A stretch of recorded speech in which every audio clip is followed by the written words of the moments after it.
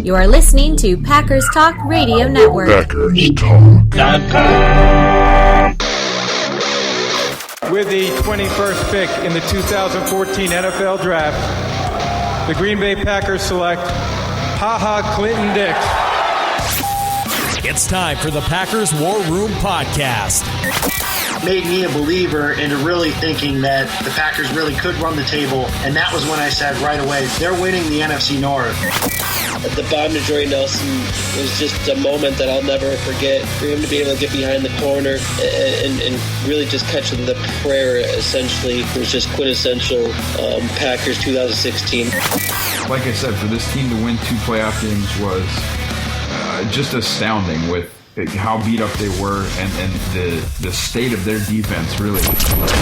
And now, alongside Jacob Westendorf and Cody Bauer, here's your host of the Packers War Room Podcast, Ross Uglem. Hello, everyone, and welcome back to the Packers War Room Offseason Podcast. I am your host, Ross Uglem. I am a writer at Cheesehead TV and PackersTalk.com. I want to start off the show by, of course, apologizing. We just haven't had a great deal of synchronization throughout the 3 of our schedules, so it's been a few weeks without a show here, but we are back and hopefully better than ever. We're going to start off by reintroducing our longtime co-host, Jacob Westendorf. Jacob, how are you? I'm doing well. It's good to be back talking draft. It's amazing. We are 1 week away from the big dance. It seems like we just started talking quarterbacks yesterday. Now here we are at just about the conclusion of this show. It's wild. It is absolutely wild. And also 1 day away from the schedule release. It's a big one for us out-of-towners. It really is. When you have to schedule your entire weekend situation around what your entire travel, I guess, to Green Bay, it's exciting when that thing comes out. There's no doubt about that. Also joining us, Cheesehead TV draft expert Cody Bauer. Cody, how's it going this Wednesday evening? Going great, guys. I'm excited to be back talking draft. Have some fun doing a little podcast tonight. Should be fun for you guys at home listening to kind of see some of our feel on some players and where we think they could potentially land. So looking forward to it. Yeah, absolutely. So obviously outside of the schedule release, if you're listening to this, I'm not sure what the turnaround time will be on this show, but if you're listening to this right away, I believe that is for 7 o'clock Lambeau time, Thursday what would it be? Tomorrow the 20th, I do believe. Tune in if that's something that interests you, when the Packers will be playing whom and when they'll be playing. Other than that, not much to report. We already talked about Ricky Jean-Francois. The Packers have not made any other significant roster changes at this time. I think as far as any veterans are concerned, they are probably waiting out what they get as far as a haul drafted players and as far as their haul in the sense of undrafted guys as well, where they foresee or do not foresee holes in their roster. So at this time, I would be very, very shocked if anybody joins the Packers in the next 6 days here. I think the soonest it'll probably come is the Monday after the draft. That would be my guess there. So what we're going to do in this show is we're going to do a 1-round mock draft. If the first round goes like an absolute blur, we might delve into the second round, but that would be about as long as we're going to go. We're just going to keep a little bit of attention on the clock here, and I have randomly selected the order. Cody will pick first, I will go second, and then Jacob will go third, and we're going to go at least through the first round here, guys. Cody, you are first on the clock with the Browns of Cleveland. Who are you taking? I think this is a pretty big no-brainer. You have to go Myles Garrett, edge rusher from Texas A&M. You're talking about an absolute, freak athlete. very productive in the SEC. He's been really anointed for 2 years. Kind of got the Jadeveon Clowney kind of respect later on in his senior year, and didn't quite have the production that he did the year before. But he is everything that you want in a pass rusher. He's massive. He's strong. He can bull rush you. We'll definitely need to develop more of a repertoire of pass rush moves, but he's got incredibly good hands. Can threaten the edge. If you leave him unblocked, he can crash down the line of scrimmage and make plays on the running back running away from him.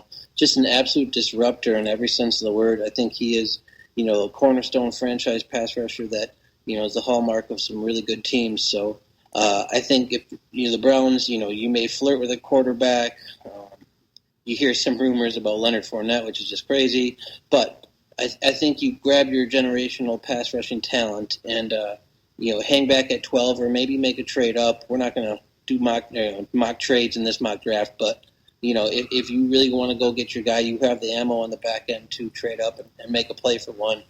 But I think at one, you have to go and get your pass rusher in Myles Garrett, who just doesn't come around very often. Yeah, I mean, that certainly seems to be the it really seems to be the consensus there. I've got the second pick here with the San Francisco 49ers, and I just have a hard time taking Jonathan Allen, who is the number 2 overall player on my board. I just, the way that they're going to run their new defense, there's only room on the field for one 3-tech, one upfield pass rusher, and they've already got DeForest Buckner and Eric Armstead as guys that they're going to use 1-tech, 3-tech. I mean, giving them another what would be a 4-3 defensive tackle would just, I think, be a bad scheme fit. I think it might end up still happening. My selection here, I think, is really between Jamal Adams, safety out of LSU, Malik Hooker, safety out of Ohio State, just because of what he could potentially do for that defense, and then Solomon Thomas, the defensive end from the Stanford Cardinal. And I think I'm going to go with Solomon Thomas. I will take Solomon Thomas. He'll play edge, I think, maybe kick inside on passing downs to rush up the field. I really believe that Jonathan Allen is too much money and too much draft capital dumped into the defensive tackle position for that crew. I thought about Malik Hooker just because I really think Malik Hooker is on that Earl Thomas plane of just like an elite center fielder, and you can sort of play cover 1 or cover 3 without having to worry about the deep middle of the field. Jamal Adams is certainly more scheme versatile. I think most people would have him as the higher rated player, but just for what they could do with him, he was a close second. But I'm going to go with Solomon Thomas. He's going to start at left defensive end in the base and kick inside and rush the passer. Jacob is next. He's got the Chicago Bears on the clock. I do, and I've gone round for round with this since the offseason began, because I said as soon as the offseason started for the Bears that their plan at 3 overall should be to identify who they believe the best quarterback is and select him. That was before they signed Mike Glennon, although that deal pretty much works out to be a 1-year contract. He's 27 years old. I imagine with their selection of him, they are looking to some degree at least to hope he's the quarterback of the future. They believe in him a hell of a lot more than I do, if that is the case. Mike Glennon was once benched in favor of Josh McCown when he was in Tampa Bay.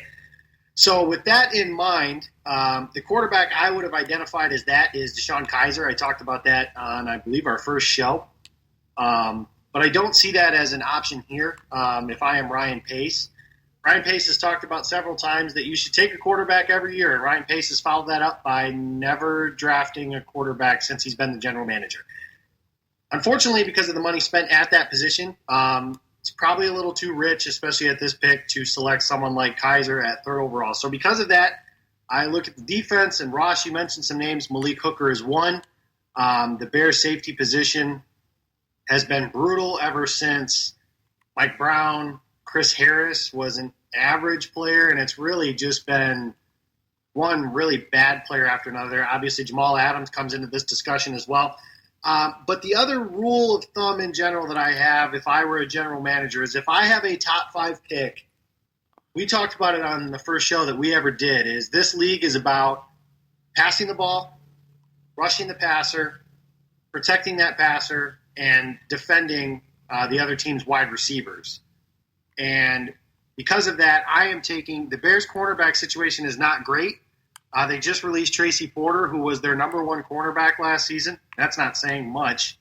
But they don't. Kyle Fuller has been injured, and when he's been on the field, he really hasn't been very good. So because of that, I am actually going to take Marshawn Lattimore, Malik Hooker's teammate out of Ohio State.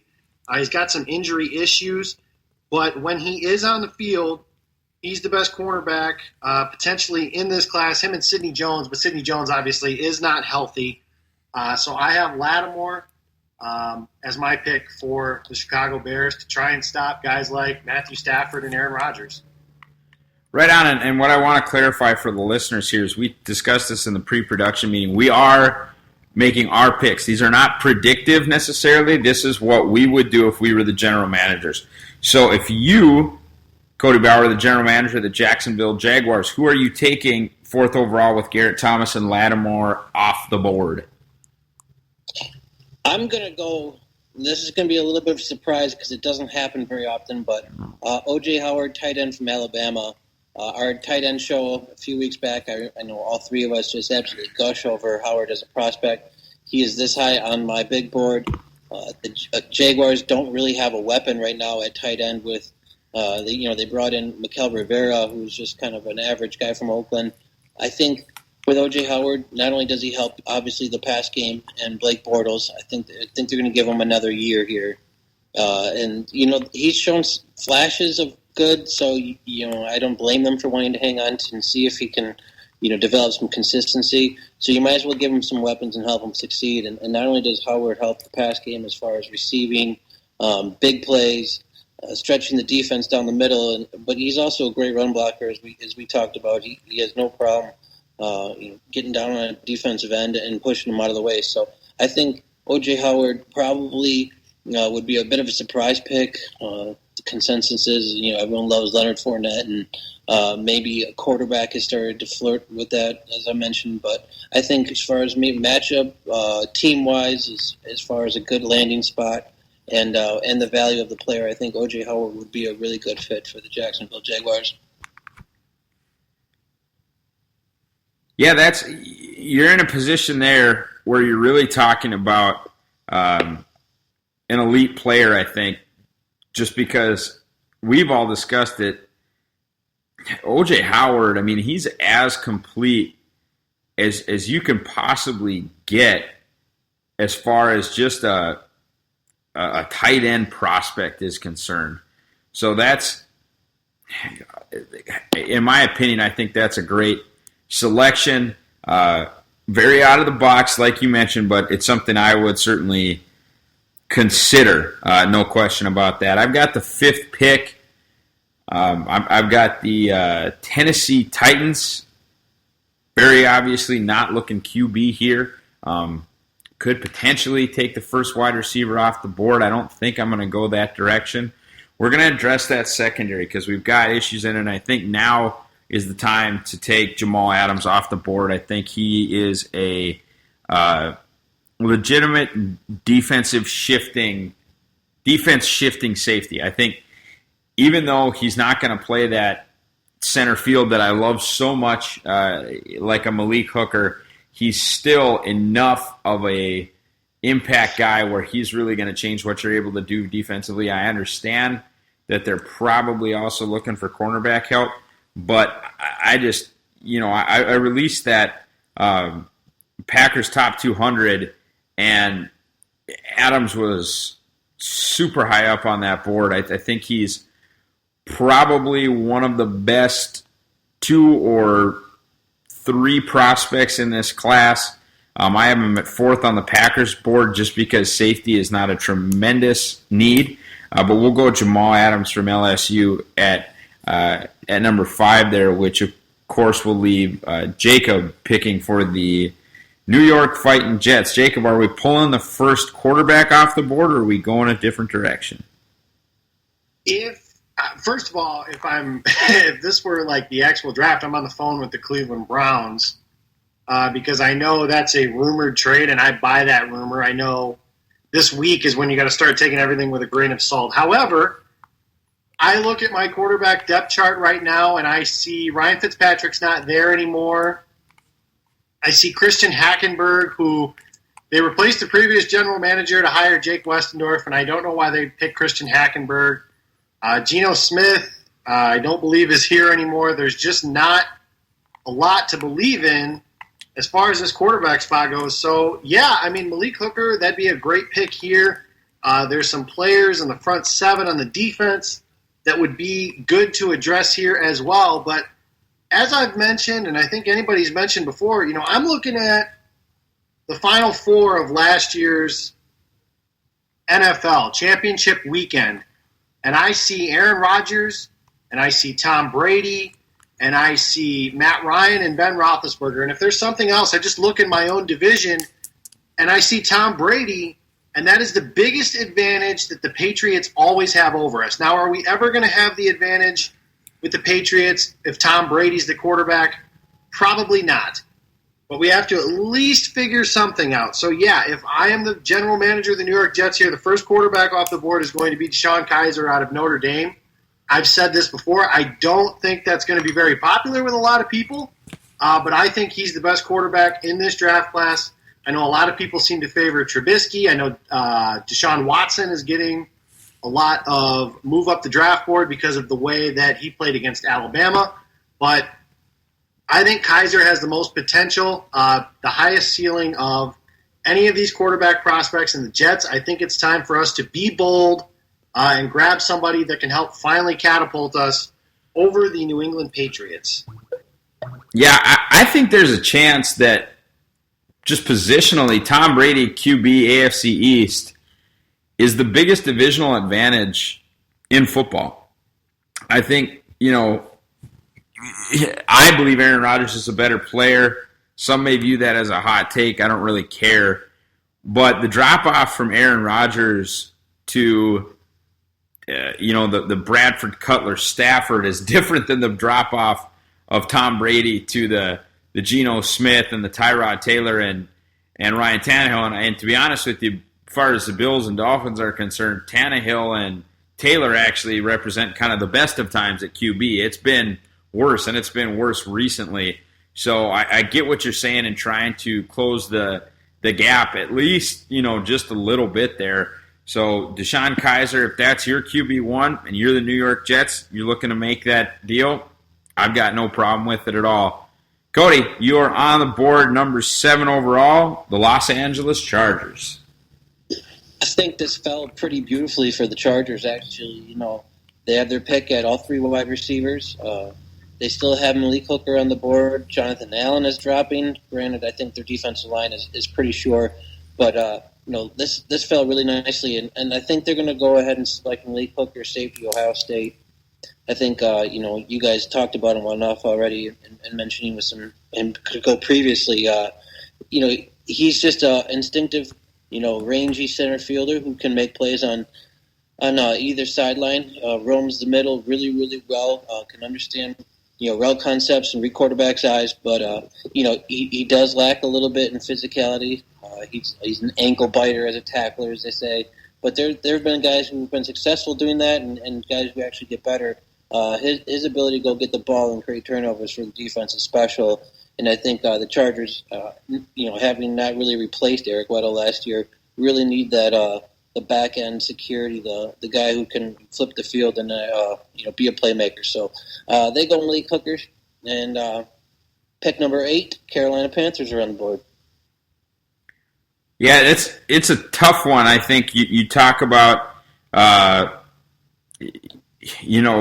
Jonathan Allen dropping kind of like a rock here because now you're in a situation where you've got a team with Star Lotulelei and Kawan Short. And Kawan Short just became one of the highest paid defensive tackles in all of football.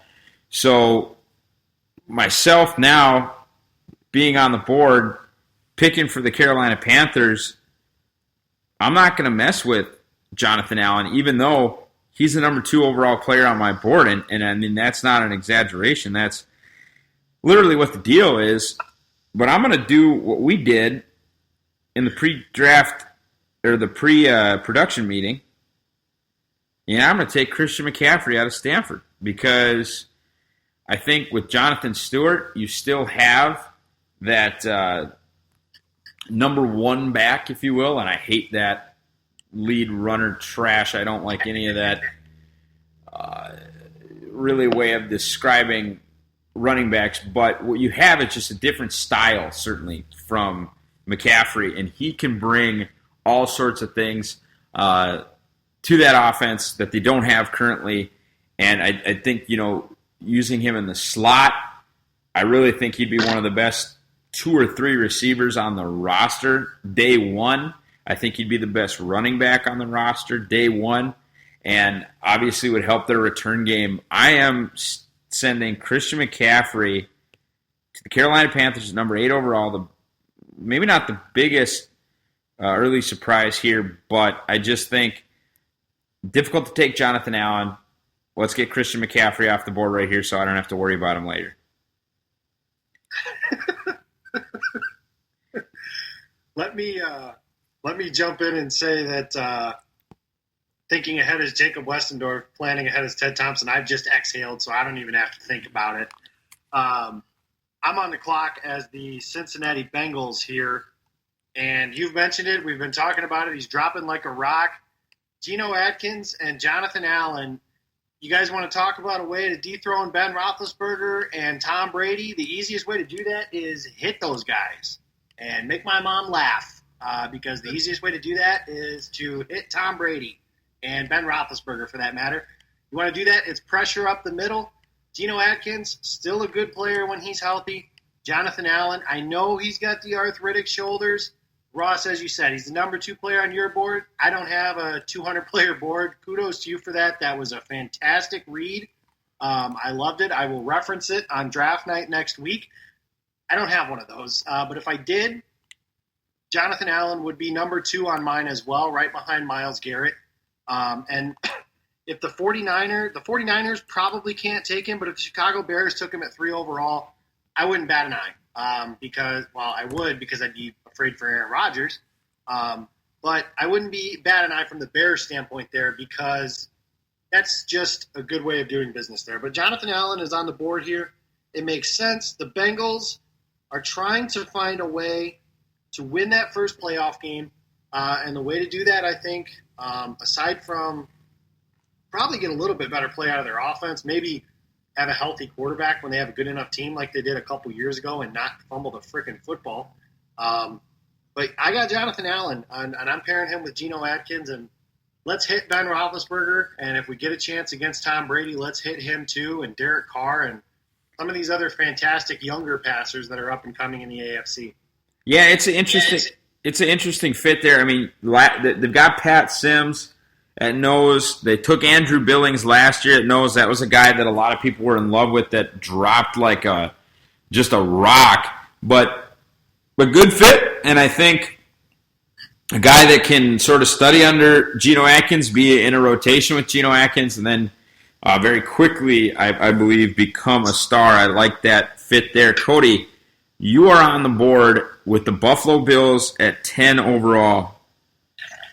Decisions. This is tricky. Many right now think that the Bills are, going to select a quarterback. Rumors are they love Trubisky. I could see Watson being somewhat of a fit there. I personally like Tyrod Taylor. So since we're doing this mock as if we were the GM, I'm going to sit tight on a quarterback. I know I need help wide receiver opposite Sammy Watkins. Robert Woods left in free agency, and he was just average anyway. So, that certainly piques my interest with all 3 of those guys still on the board. But for me, I want to replace Stephon Gilmore. And to do that, I'm going to take the second best corner, because of Sidney Jones' injury. But Garyon Conley from Ohio State, just another great Ohio State DB. Urban Meyer's got a production, just a factory line of them right now. He can play press man. He's really good at flipping his hips and running with receivers. Very fast, ran in 4.4s. A big guy of 6 foot, 200 plus. He's just the prototypical everything you want in a corner. He's given up a play here or there, but overall, I think you see him. He might be further along than Lattimore at this point. I think he's a little bit more fluid, but maybe not as explosive as Lattimore as an athlete. But I think for the Bills, I think you got to replace Gilmore, who went to the Patriots this offseason. And to do that, grabbing Conley at the 10 spot, I think makes a lot of sense, which is, I think, right where Eli Apple, his teammate, went last year to the Giants. So I think that fits his draft slot right now. So Bills selected Jerrion Conley. Yeah, it's an impressive factory that Urban's got going on there as far as defensive backs are concerned. You're going to have 3, I would say, guaranteed to go to the first round. People talk about Conley falling to Green Bay. I think that might be a bit of a pipe dream, but he wouldn't get any further past 29, I can tell you that. Hooker's definitely going in the top 12. I think Lattimore's definitely going in the top 12. So really impressive in that defensive backfield from Urban there. I've got a perfect fit and a perfect player here. I really, really like Reuben Foster. And I know that the Saints spent some draft capital to select Stephon Anthony, but it just hasn't worked out. You guys can say whatever you want, and so can the listeners about Pro Football Focus, but they are extremely down on Anthony, and I don't disagree. He's been pretty awful since coming into the league. I don't think he's a major answer at off-the-ball linebacker, and Foster just is. I mean, he is one of the better off-the-ball linebacker prospects that I can see in recent memory. I think for me, he's higher up than C.J. Mosley was coming out of school, higher up than even a Ryan Shazier was, definitely higher than like a Darren Lee last year. I just think he's such a complete player. I think he has the chance to be like a Navarro Bowman or a Patrick Willis, that level of off-the-ball linebacker. So I'm going to send Reuben Foster to shore up the middle of that New Orleans defense so that we can give Drew Brees a chance at one last ride in the sun over the next 3 years here. But they've really got some roster filling to do before, even with him at QB, they can be incredibly competitive. So that moves us to the next selection, and this is the Cleveland Browns selection because of the Carson Wentz trade. That's correct. The Cleveland Browns are on the clock, and with the way this fell, I am thrilled if I'm the general manager, because I know my head coach, Hugh Jackson, loves Mitchell Trubisky, and I know that I got my star pass rusher and the best player in the draft at 1 overall, and Myles Garrett. It actually, while referencing a bad movie, it kind of plays out like the movie Draft Day, where the general manager gets his player with Mac, and the head coach is going to get his player with the running back in that movie, which I can't remember his name. But it's kind of going to work out that way here because my coach wants a quarterback here, and Trubisky is on my board. Him and Watson have a similar grade to me, and my head coach's opinion is going to be my tiebreaker here. My starting quarterback going into next year right now is Cody Kessler. That doesn't really excite me a whole lot. I think that the Browns, I think we have potential to finally do some things. I guess Brock Osweiler's here as well if you really want to be excited about that. But we have a chance to kind of dip into the deeper than I think gets credit for receiving core in the second and third rounds here with some of the picks that we've picked up here from the Houston Texans and some of the other trades that we've made. But my coach wants Mitchell Trubisky. I don't want to make him angry. I want to give him something to work with. So I'm taking Mitchell Trubisky here at 12 overall. Yeah, I think I think you're exactly right. I think that when they don't see Trubisky go where Kaiser went, they're pretty excited because, then you've got Rivers, then you've got Cam, then you've got Dalton, then you've got Tyrod, then you've got Breeze. Unless somebody jumps them, and nobody's jumping anybody in this mock, they're going to get QB2 at number 12 in this scenario. And so I think they really let out a big exhale. I think it's going to be Mitchell Trubisky. I think you are to be honest, absolutely right. I think that's definitely going to be the situation. So I love that pick for the Browns. We're going to move on to number 13 with the Arizona Cardinals. This actually could be a QB because Carson Palmer, he old. Yeah, again, I love that the receivers are dropping. It gives me options, but you're absolutely right. I mean, let's just say it, he's washed. I mean, go back to 2 years ago at the end of the year, he hurt his hand or had a thumb injury. He just kind of lost it from there, and he never really got it back last year. I think it's time. There's nobody better to probably learn from than Carson Palmer. You see his brother Jordan all the time training young guys on, entering the combine and stuff. They know football. They are damn good at it. And Carson Palmer had his time in, more probably like a blip on the radar in the NFL. But it's come and gone. I think, you bring in Mahomes. You kind of have him learn under Carson, and when he's ready, he just takes over. I think it would be a dream scenario for Pat Mahomes to get put in that position, quarterback from Texas Tech. And I would love to see how Arians would operate with somebody like Mahomes. As exciting as he is, I think that would be must-see football. So for me, I think the Cardinals, pull the trigger and get their guy of the future, and then their future might be sooner rather than later, honestly. All right, so yeah, the receivers are going to keep falling because I've got the Philadelphia Eagles here. My guy, Carson Wentz, just got brand new toys. Just got Alshon Jeffrey. Just got a 9-route guy in Torrey Smith. Still has two pretty darn good tight ends in Brent Selleck and Zach Ertz. And Jordan Matthews is one of the better big slots in all of football. So right now I'm going to leave tight end alone. I'm going to leave wide receiver alone. I'm going to leave running back alone, though I'm seriously considering Leonard Fournette and Dalvin Cook in this spot. But I just can't bring myself not to take Tre'Davious White, and that's what I'm going to do. White, for me, is the second best cornerback in this class. I think that he has the ability to play inside. I think he has the ability to play outside. And so I'm just taking a cornerback that no matter what is going to be one of my best three wherever I line him up. Left corner, right corner, nickel. I don't care. Tre'Davious White, 14 to the Eagles. That's how I'm feeling. 15th, Andy Luck, the Indianapolis Colts, and their new general manager. What's going on? There's a whole lot here. I am in a position right now that I never would have expected to be in. The only edge rusher that is off the board is Myles Garrett. I have all the receivers at my disposal. I have both offensive tackles if I so choose that. But I know that my best receiver is a 5'11" slot player, and I know I went after Alshon Jeffrey this offseason for a reason. There's a lot of needs on that defense. I know that. But it's a deep pass rush group, and I can't resist the fact of thinking that I can pair Mike Williams with Andrew Luck and actually give him what I consider a true number one wide receiver. I know I've got Dante Moncrief. I consider him more of a number two. Mike Williams is right there, and he's the number one wide receiver on the board for me.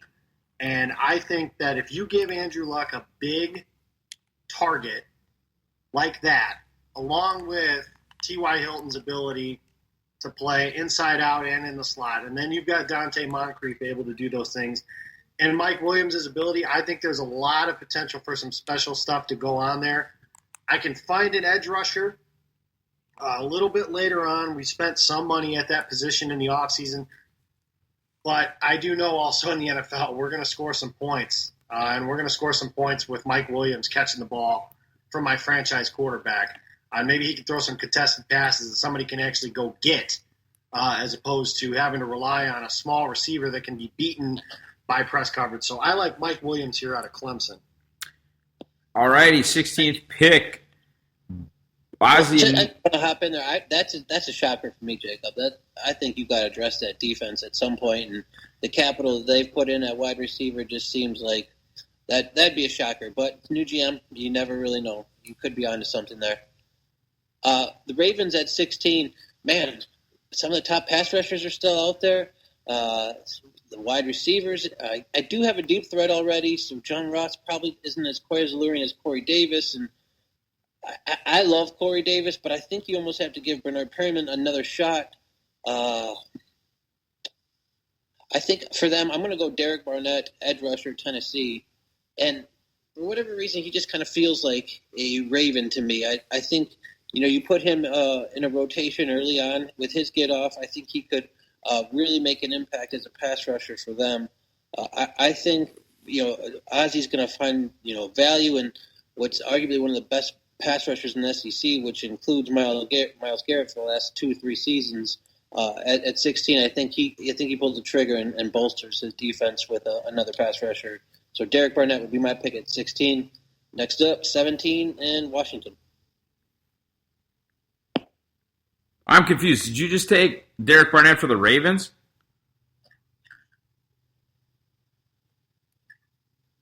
Yes, sir. Oh, okay. All right. I thought you were arguing with Jacob. I understand now. I've got it. I'm good. The Washington R words. Pretty good offense. Potentially lost, part of that, losing their offensive coordinator to the head coaching ranks. Pretty uncertain times right now, just as far as Kirk Cousins is really concerned. I think, you kind of have to go defense at this point.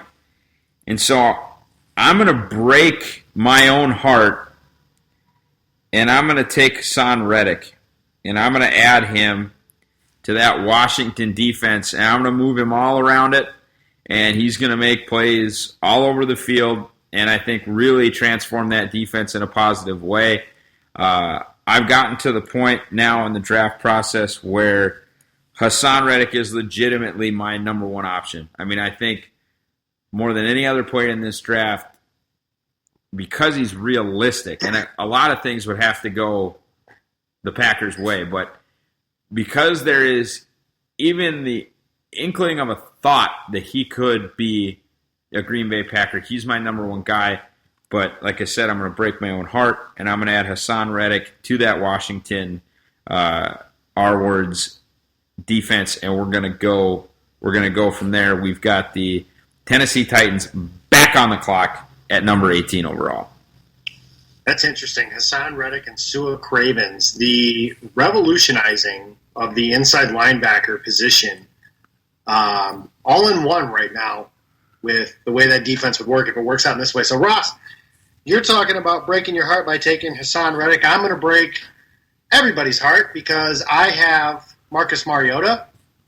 I have Derrick Henry, who I like as a running back. I have DeMarco Murray, who I like as a running back. I have Delaney Walker, who's a pretty good tight end. I have Rashard Matthews, who's a good number 2 wide receiver. But I need a number 1. I wanted Mike Williams, but I took Jamal Adams at number 5 because I thought he was a better fit for what we needed there. And Indianapolis took him a couple picks ahead of me here. I'm taking Corey Davis at number 18 out of Western Michigan. I think that he steps in and fits in very well with Marcus Mariota, gives him that weapon that we've got a really good quarterback. I really believe in what this kid can do. Had he not gotten hurt last year, I'm very confident that we would have been in the playoffs. And maybe we give New England a better game than the Texans did. I don't know. I am at least confident that Mariota wouldn't have crapped his pants on national television like Brock Osweiler did. I at least feel pretty confident there. But at least this way, I've added some weapons around my starting quarterback. And I can do that starting with Corey Davis, who I think is a better option here than some of the cornerbacks or an edge rusher who ultimately at this stage is still a backup with Derek Morgan and Brian Arakpo, even though Arakpo is getting a little bit older. I think Corey Davis is the best available option at the moment. So sorry, fellas, he will not be available when we are on the clock for the Packers at 29 overall. Fair enough. Next, we've got Tampa Bay, 19th overall. Big bounce-back season for Jameis Winston and the Bucs last year. What are we doing at number 19? Boy, you sure hear a lot of love and a lot of connection between Florida State's Dalvin Cook, running back, and Tampa Bay. Jameis is, obviously clamoring for it. And, there seems to be some smoke there. Again, silly season, I understand, but the fit does make some sense. Doug Martin, I don't think they're exactly happy with his performance. He's kind of a bit inconsistent, the muscle hamster after signing his big deal. So I could see them lean running back. Fournette is still out there, too, if they really were thinking about that. But I think for me, you go and address the defensive side of the ball to help stop Drew Brees and Cam Newton and such. I think you go Budda Baker, safety from Washington.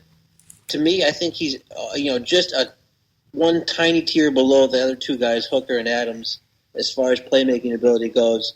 He's undersized, which is why he's not in the top 10 like those other guys. But you watch him play in the field, he's an absolute blur.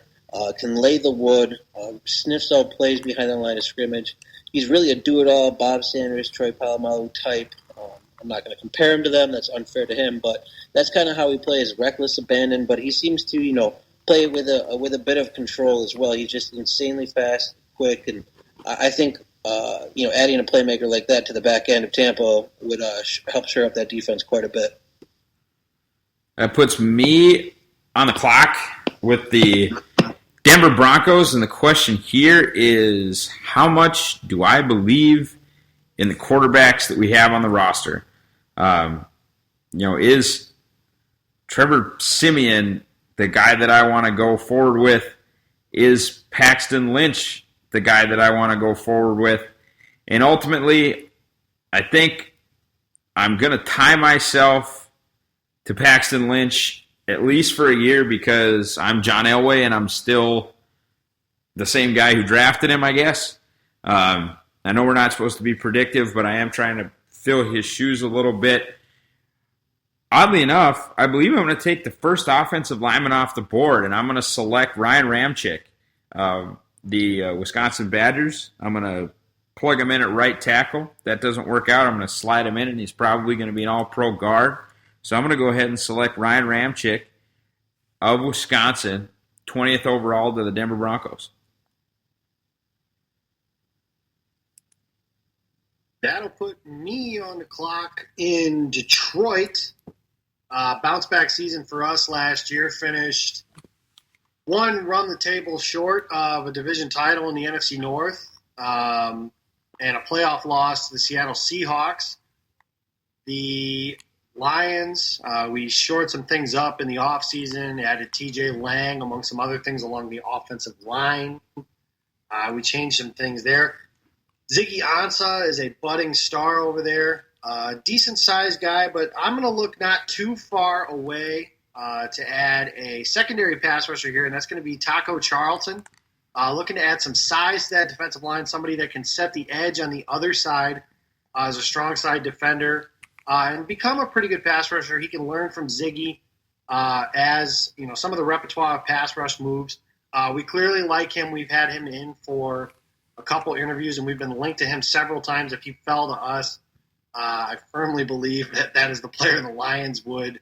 Again, we're not supposed to be predictive, but that seems to be the scenario. If Taco Charlton were to fall this far, that seems to be the guy the Lions would select. It's been a long time since they've taken a player that early out of Michigan, but it seems like if there were a guy, that would be the guy here. So I'm taking Taco Charlton. All right, Cody, you're on the clock, number 22 with the Dolphins of Miami. Boy, I got a lot of different options here, and I'm not sure that I love really any of them, to be honest. They have some holes to fill, particularly along the defensive line. They could also look to upgrade their linebackers. Their offensive line and weapons actually aren't as awful as many people think, but I think just on a pure talent aspect, I think you have to go Malik McDowell. I think Zerline had him out there recently. I think you eventually find a team that thinks that they can have a mature enough room, and I think with Cameron Wake and Nagum and Sue, I think you're going to see that, he could be molded and taken under the wing and turn into really a force. And what he provides is not only interior pass rushing, but, he plays the run particularly really well. He can lock out his arms and play two gaps if need be. But I think he can also rush the passer some as an edge and get upfield from the inside. So major question marks with him off the field. Not a lot of people at Michigan State speak highly of him. Some maturity, particularly some character stuff where he didn't really want to play in some games later on and just kind of dogged it, which is obviously doesn't sit well. So, a lot of people are calling for him to drop, but he's really the ultimate boom or bust prospect. And I think, again, if you get him in a good, mature defensive line room with some good coaching, he could turn into something really special. Yeah, don't disagree there. Now I'm on the clock. The New York Giants selecting 23rd overall. And I had a pretty good defense last year. The linebacker issues that we've had for years didn't seem to be as big of a deal last season. The defensive line, somehow Jason Pierre-Paul is still able to be incredibly effective despite, his hand accident issues. Olivier Vernon, a heck of a player. We just ran into a buzzsaw in Green Bay, but now we're going to buzzsaw back because we added Brandon Marshall to Odell Beckham Jr. and Sterling Shepard, which means that our base sets are pretty outstanding in 11 personnel, except for one spot, and that's tight end. So we're going to add Dave Njoku from Miami and basically be uncoverable and try to outscore teams, even though we've got a pretty outstanding defense. But right now, this is the end of Eli's window. We're not sure if we've got anything behind Eli in the quarterback room, but we're going to try and win another title while he's still here, and we're going to do that by having 4 outstanding options in the passing game. We're taking David Njoku, 23rd overall, which puts Oakland on the clock at 24. Yeah, I'm real excited about our team here. We've had a really good year last year. I think we could have made a run at New England and had Derek Carr not broken his leg. Offense is really good. Amari Cooper is a star in the making. Michael Crabtree resurrected his career out here. We got Jared Cook in with Clive Walford as a 2 tight end set. I'm excited about that. I'm considering the Dalvin Cook, Leonard Fournette area here. But I also know that I'm pretty sure we're going to have Marshawn Lynch in town here in a couple days. So I'm not going to go there. Our defense is terrible. It's one of the worst in football, and I know that right now. So I'm going to go with Kevin King, the cornerback out of Washington. He added some size to our back end to guard some of those bigger receivers. And get after some of these guys in the passing game. You can play press man coverage.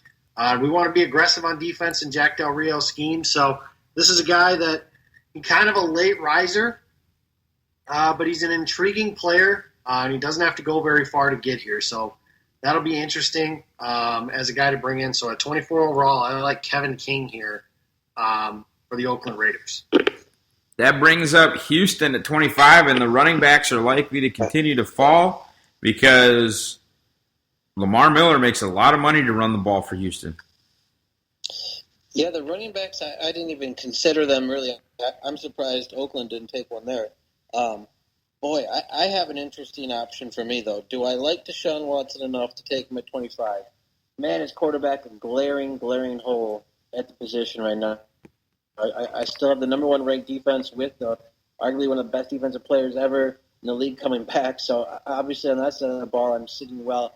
I could really use some protection for Tom Savage and or whoever else they throw out there. And Forrest Lamp is looking really good, but man, I mean, I can sell with Bill O'Brien on this all day, all night, and find out if Watson is the guy we want. And in this mock, I'm going to say yes that Deshaun Watson is going to be the pick. I need somebody for the future, for the fan base. We can't just go stagnant, with the number 1 defense and not win some more football games, particularly in the playoffs. Watson, thrived in the big stage. He was prone to turn it over. That's something he's going to have to work on. But, no one stepped up in crunch time and ran really one of the best, programs in the whole country, and largely due to him, honestly. So I think he becomes the next face of the Houston Texans, and they move on and get their quarterback. All right, one of the most obvious needs, I think, in this entire draft is the need that I'm currently dealing with now with the Seattle Seahawks, and that is offensive line. For ages now, we've been obsessed with athletic tackles, moving them all over. John Schneider, I believe, gets that from Ted Thompson, but we kind of take it to another level here. And I'm torn between the athletic Garrett Bolles of Utah as opposed to just taking who I know is the best lineman left, and that's Forrest Lamp. Could even take a shot at Cam Robinson. But I'm going to go with the truer tackle. I'm going to go with Garrett Bolles of Utah, and we're going to plug him in on the offensive line and try and do a better job of protecting Russell Wilson. That brings up 27th overall pick and the Kansas City Chiefs. This could potentially be a spot for running back. Yeah, and that's what I'm wrestling with right now is Jamal Charles isn't here anymore. Andy Reid likes his running backs. I know our defense could use some rebuilding. There's some options here for that. If there's a defensive coordinator, defensive group that could be creative for someone like Jabril Peppers, this is a spot for a guy like that. I think he could thrive in a place like Kansas City. But I look back and think Andy Reid and his offenses, well, they were really at their best when they had Terrell Owens, but they were really good when they had guys like Deuce Staley and Ryan Westbrook, players like that. And I just can't ignore the fact that Leonard Fournette is still sitting right here. And this is a guy who is talked about at least, granted, rumor mills are rumor mills, but this is a guy talked about that could be going as high as 2 overall. Leonard Fournette is right there. I think he fits very well with Andy Reid's style and what they want to do. I think he can be an apt pass catcher. I know he wasn't asked to do that a lot at LSU. I think that's more of a product of LSU's really crappy offense and their scheme under Les Miles. I can't ignore that. He's sitting right there. I got to take Leonard Fournette. I can't even ignore it any longer. So I've got Fournette for the Chiefs. Fair enough, leaving Dalvin Cook and Joe Mixon, of course, as the two potential round 1 running backs. I think Mixon, with even just the rumblings of this high school assault thing, is probably, I think, kiss that goodbye, but that's a personal opinion, of course. And that brings us to the 28th pick, the Dallas Cowboys. All right, well, I think, Ross ripped his own heart out. Corey Davis lovers got their heart ripped out. I think it's time I rip out the rest of Packer Nation's heart out. With the Dallas Cowboys, you have tons of cornerbacks still out there. It's a deep class. Everybody knows it. You have a couple of edge rushers out there that are very intriguing, but none so more intriguing than Mr. T.J. Watt, outside linebacker / defense end from Wisconsin. I think he has arguably the most potential of any pass rusher outside of Garrett, which is scary for Garrett. But, Jerry Jones sees what kind of star JJ is down in Texas and what he's doing for Houston. I think Jerry would, love to have a guy like TJ with his, potential that isn't even surface skimmed yet as far as what he can do. I think you put him down an end. You can also ask him to stand up and play some linebacker if you needed it. But as far as where he could potentially be in 3-4 years, it's really scary. And I think Dallas wants to take that kind of risk and bring a Watt down to Texas and really shore up their defensive line. I got to tell you, I'd be surprised by that just because of the way that Rod has always used true defensive linemen and really leaves his linebackers alone. Most of the pressure that Rod's going to bring is going to be actually off the nickel. Those D linemen that he uses really, truly are defensive ends. I don't see them taking a linebacker that spent as much time in coverage as TJ did, but yeah, I mean, it's a tough pick. I get it. I understand. I think it could happen, Ross. I don't think you can, just dismiss it completely, though. At 6'5", he could still fill out his frame. What is he, 250 now? I mean, he could add 10, 15 and kind of be one of those more traditional down D linemen. And he still has the potential. I mean, as an athlete, he's just, a special one. So, I agree. It may not make so much sense right away to, it's not a 3-4, which he had experience in. It'd be a transition for him, but I don't know if it could be, just easily dismissed. It's got to be out there. I understand that, and I get the pick, and I guess I wouldn't say that I'm easily dismissing it either. It's not even a hybrid 4-3. Rod is so set in his ways that it would just surprise me. But you, in this scenario, are the general manager. I am not. I am now the general manager, number 29, and this, of course, is a Packers podcast. I'll be taking the Green Bay Packers selection here. We will also hear from Jacob and Cody on this one. And Cody just made this easy for me. I've still got all sorts of guys on the board at corner. I've still got Fabian Moreau. I've still got Marlon Humphrey. I've still got Sidney Jones. I've still got Quincy Wilson. I've still got Tankersley and Adoree Jackson and all sorts of guys that I love. And at least one of those guys is going to be around at number 61. And if it's not, I'll jump up and do the old Jason Spriggs thing and snag a guy. I am going to take on my Packers top 200 at number 29. I'm going to take my number 8 guy. I'm going to take Takk McKinley. We're going to go back out to the Pac-12. We're going to reunite him with Kenny Clark, and he is going to immediately be one of the best 3-4 outside linebackers in the league against the run. And then we're going to have the Packers defensive staff teach him a little bit of craft and elevate that pass rush in year 2, elevate that pass rush in year 3, and I really think going to end up with one of the best, I think, 10 players in this draft with Takkarist McKinley, if he is the selection there at number 29, and we are going to snag a Sidney Jones or a Quincy Wilson in round 2. I believe that's something that's going to happen. Jacob, you go ahead and make your Packers pick, and then Cody, you can make yours, and then we'll go right back into number 30 with the Pittsburgh Steelers. Yeah, to me, this comes down to 2 guys that are injured. Sidney Jones, the cornerback out of Washington, who would be my number 1 corner had he not suffered the Achilles injury at his pro day, and the guy you just picked, Ross, that is Takk McKinley out of UCLA. Had Cody not just picked TJ Watt for the Dallas Cowboys, this would have been the easiest pick. I would have said TJ Watt next, move on. But that is not the case.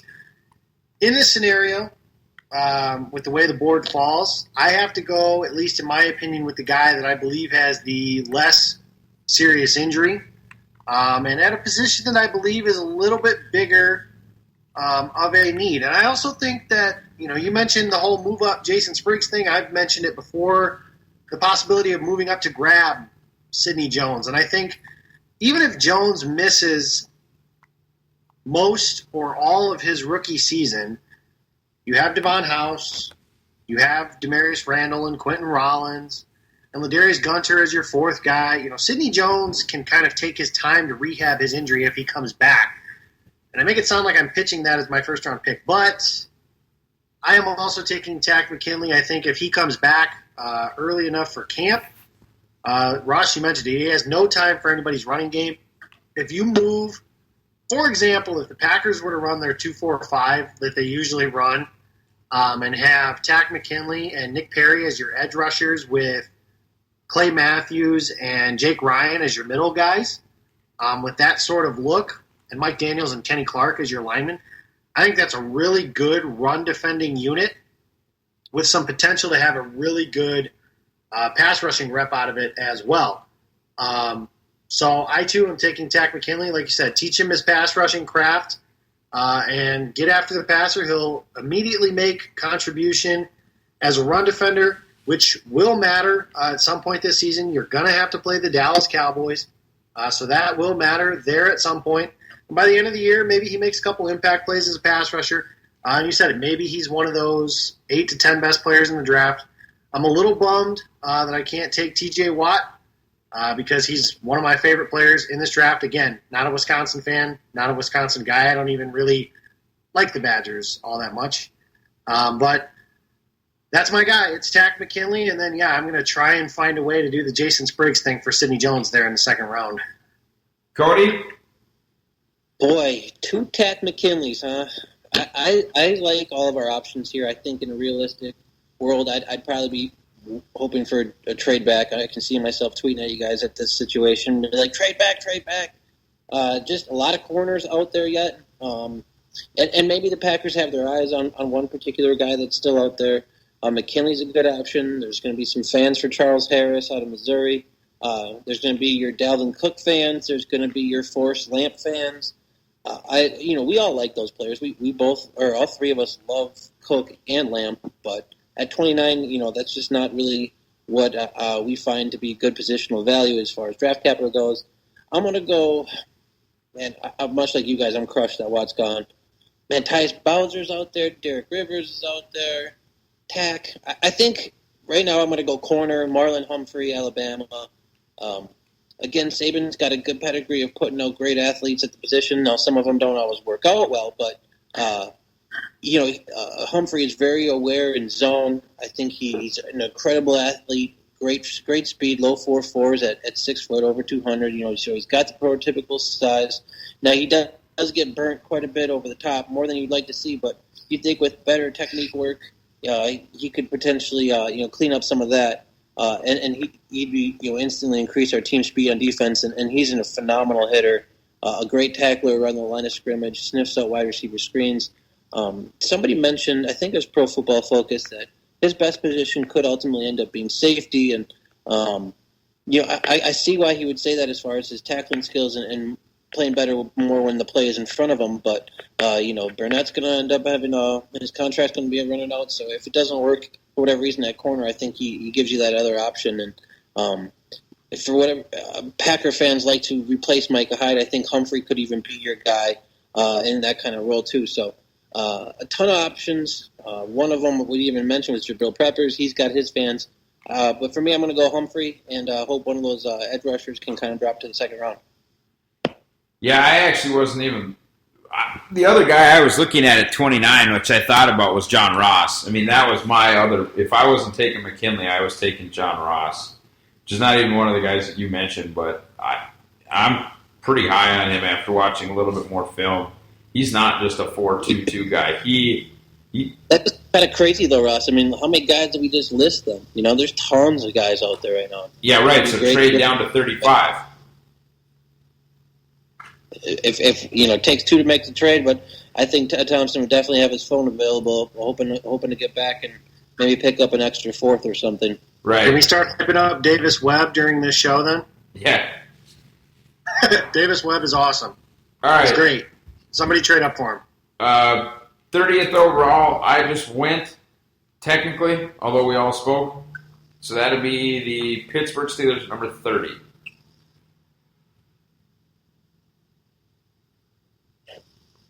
Ross, Jacob? I have you down as the Steelers. No, I was the Packers at 29. It should be whoever took Leonard Fournette at 27. Okay, well, it's listed as you, but that's okay. Okay, so since I am the Pittsburgh Steelers, I will happily take this selection then. I am looking around, and Ben Roethlisberger is talking about retiring, but unfortunately, all good quarterbacks are gone. That's where now I look to my defense, and I look at another guy who is talking about retiring. And, well, I guess he's not talking about retiring, but he finds ways every year to find the fountain of youth, and that's James Harrison. Unfortunately, he's a guy who can't play forever, and I have to find a way to replace him. One consideration that I could have here is Jabril Peppers. I don't want to compare him to Troy Polamalu, but playing him close to the line of scrimmage in that sort of role could be intriguing here. But I'm going to go with the pass rusher, and I'm going to go with Derek Rivers here. I like him more in this scenario. than some of the guys like Charles Harris, Tyus Bowser, some of those guys. So I'm going with Derek Rivers to learn under James Harrison and then take over when Harrison ultimately decides to move on from the NFL. Whew, I did not know we were getting that hot with the FCS guys, but Derek Rivers, number 30 overall to the Steelers. I like the fit, no question about it. 31, Atlanta Falcons, the team that put the Packers' dreams of the actual running of the table to rest in the NFC Championship game. This will be Cody Bauer. Boy, John Ross still lingering. But this is a no-brainer for me as an Atlanta Falcons GM. My biggest glaring hole on my roster is at guard. The best one for Slamp is out there, unless I missed something. I think they sprint up to the podium and lock up Lamp. Played left tackle at Western Kentucky. Was shut down out there. Stuffed Alabama when they played them. It was absolute rock. PFF graded them extremely high. He goes to the Senior Bowl, ends up kicking inside and having some really good reps in there before he got hurt. But I think everyone thinks that his best position's on the inside. A little shorter arms than you'd like out of a tackle, but if Ted Thompson to take this guy, we'd be bummed at the positional value, but certainly not at the player. This guy's a real deal. I think Atlanta would be ecstatic to have him drop to them, and they'd run to the podium and lock him up. But again, some different options for them would be, Evan Ingram is, exciting to kind of pair up with Julio Jones. That'd be just even more frightening for that offense, or John Ross, another speedster type. But I think they get their guard and keep up with their really underrated, extremely good running game as well. And I'm actually going to take John Ross. 32 overall, New Orleans Saints. We're going to replace Brandon Cooks with John Ross like nothing ever happened and just kick the can down the street, get a younger version of the guy that we already had, perhaps a slightly more skilled, definitely faster version of Brandon Cooks, get younger and get further away from contract negotiations, provide Drew Brees with a weapon after we hopefully transform the defense by getting the best inside linebacker prospect in years. Guys, I don't think at an hour and 6 minutes here on the show, we're going to dive into the second round. Thank you guys for participating in this. Thank you guys out there in podcast land for listening to it. You can check out my work at Cheesehead TV and PackersTalk.com. Jacob, where can they find you? They can find me at FanRag. I've got a story coming out this week on how Hassan Reddick can fit in as a chess piece in the Packers defense, so that'll be interesting. Awesome. Cody? I'm at Cheesehead TV as well. I just dropped a 3-round mock draft. Good exercise for any of you trying to familiarize yourself with some more prospects and kind of where guys are going to fall and checking on team needs. It's a good exercise for that, and that just dropped this evening. So if you're listening to this on Thursday, feel free to poke your head over there and give it a read. And without question, guys, pick up the Cheesehead TV draft guide.